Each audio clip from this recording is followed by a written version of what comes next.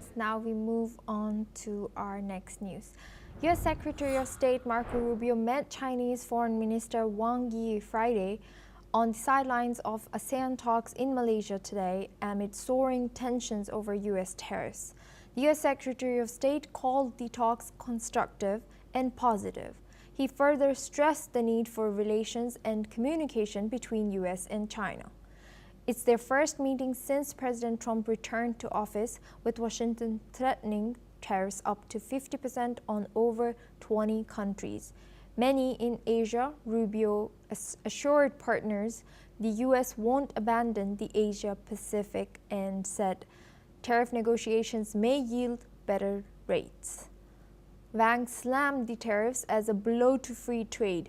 Both sides also touched on Taiwan and the South China Sea, with Rubio raising security concerns and Wang warning against U.S. provocation. Now we are joined back by our guest Andrew K.P. Long. He's a China strategist. Thank you, Andrew, for staying with us. What were the key takeaways, or what are the significant developments from the meeting between U.S. Secretary Marco Rubio and the Chinese Foreign Minister Wang Yi from this summit? Well, there are two major issues involved here. First of all is the tariff war, which the United States imposed on everybody, especially on China. The second one is the regional security involving Taiwan.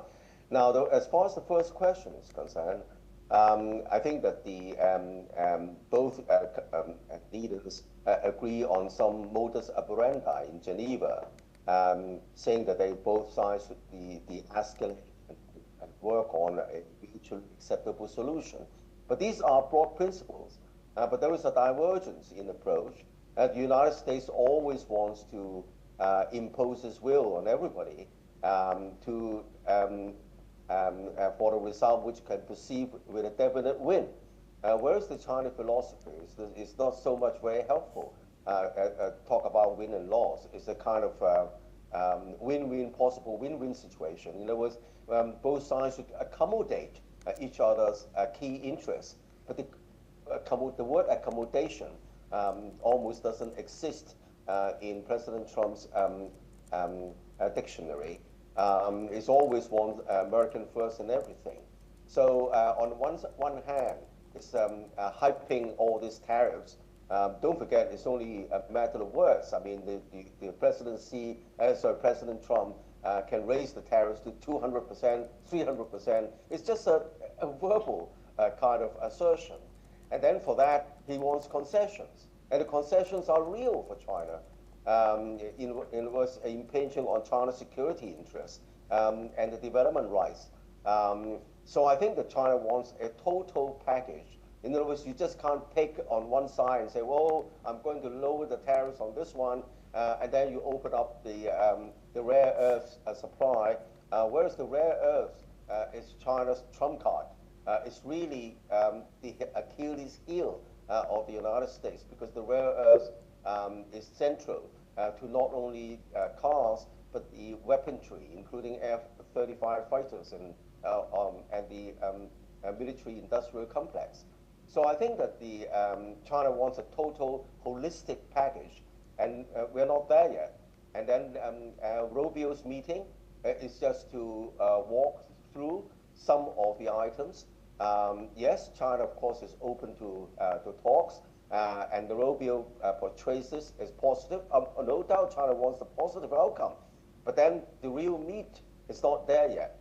And that depends on the eventual relaxation of restrictions of China's access to semiconductors, the kind of scaling down the kind of high Chinese hostility, trying to impose restrictions or sanctions on many countries trying to trade with China, trying to demarcate or trying to split the whole world supply value chain so as to contain China.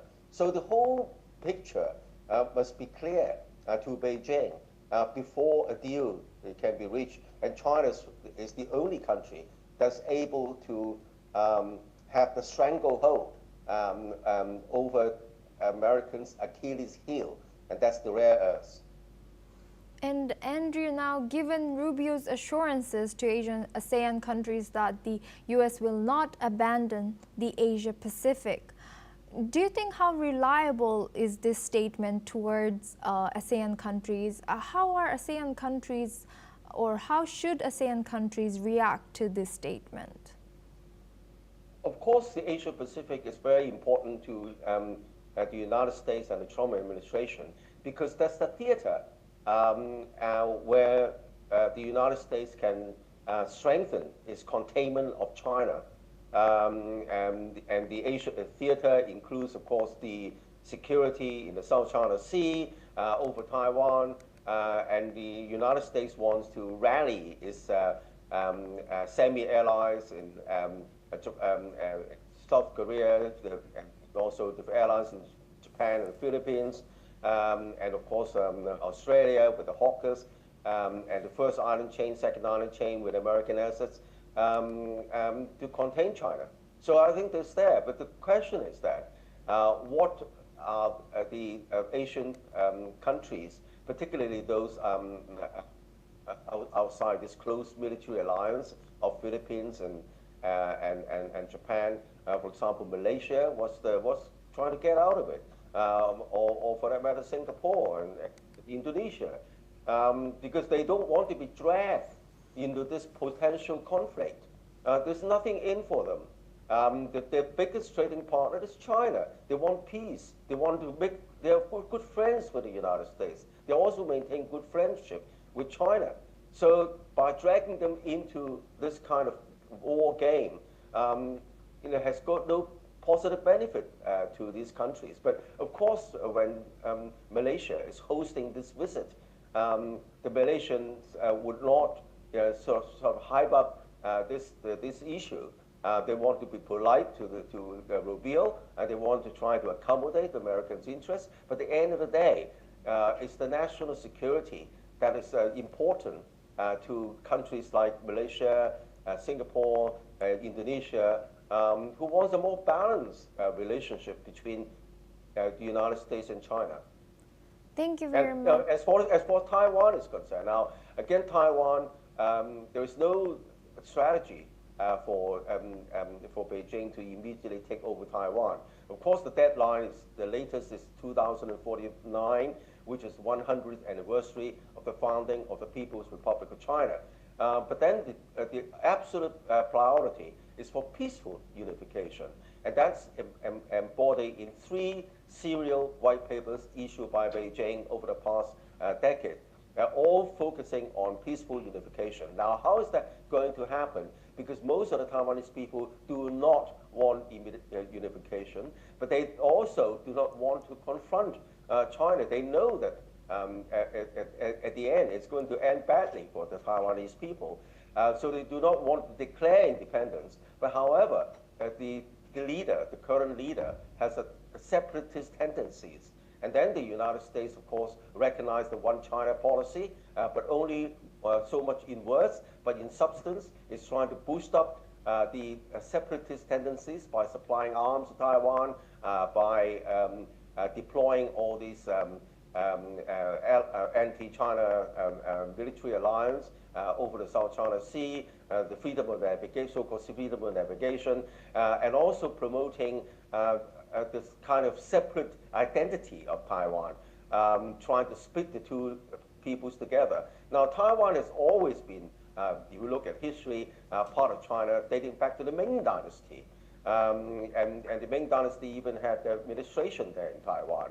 But then the two people belong to the same culture, and then recently the people-to-people interaction has been increasing. There are over, at the height of the period, maybe 1 million Taiwanese people. Now it's down to maybe 300,000 Taiwanese people living on the mainland, together with their families and working on their businesses.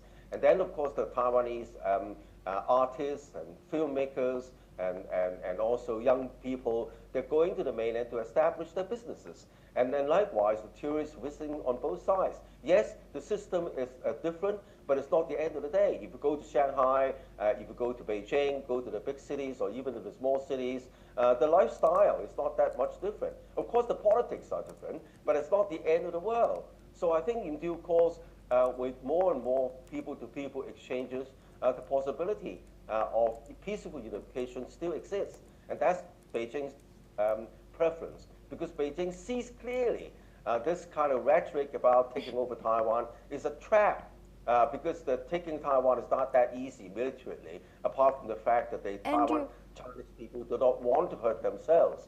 They belong to the same race. So I think that there's a false rhetoric, and Beijing can see through it very clearly.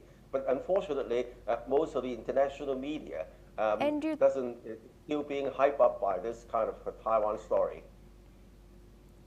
Thank you very much, Andrew K.P. Long, for joining us today and sharing your insight throughout our news. Now we move on to our next news.